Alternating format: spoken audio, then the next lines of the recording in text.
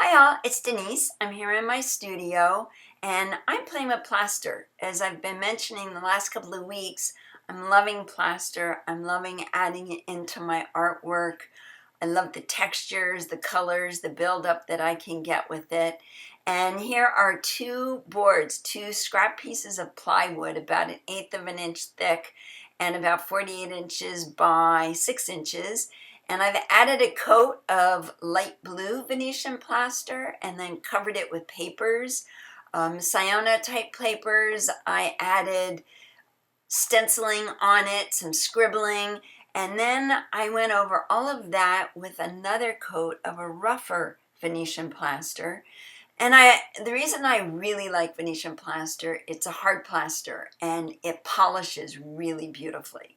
It is typically made of marble dust, so it's really strong and it's like a stone finish and it lasts for years and years and years. Therefore, that's why you see many buildings and walls in Italy and Venice and throughout Europe that are Venetian plaster. So this is where I'm kind of headed, and here's an example of how I put the Venetian plaster onto my work. This is the rougher coat, so it's very gritty. It has a little bit kind of a cool sound effect here that I turned way down, but I love the way that it trowels on. This particular Venetian plaster that I'm using actually has a synthetic base to it, because that's all I could get my hands on this week when I really wanted to work on these pieces. So I just use a trowel and I take little bits at a time and just go back and forth and work it over the collage papers and the plaster that I already had done, letting bits and pieces of it still peek through. I don't want to lose all of that detail. And then kind of play with my trowel, going back and forth and smoothing things out and getting it to kind of get little chunky parts of it moved onto my papers just to add some interest. So I really, really love the way that this looked with the white plaster, the blue cyanotypes, and a little bit of natural papers. But me not leaving well enough alone, I went ahead and made a couple of very transparent glazes.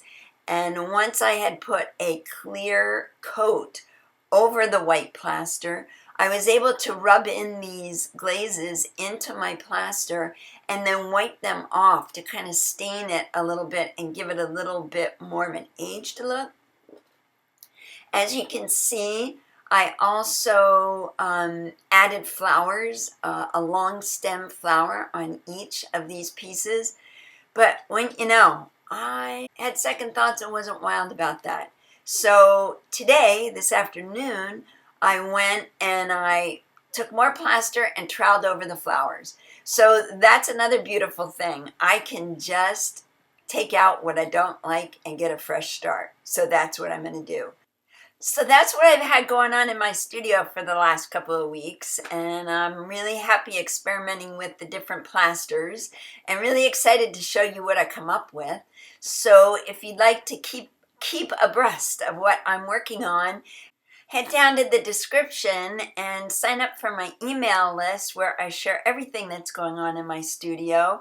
And while you're on your way down there, give me a thumbs up. I love a thumbs up. And let me know your comments. I love comments. So thanks so much. See you soon.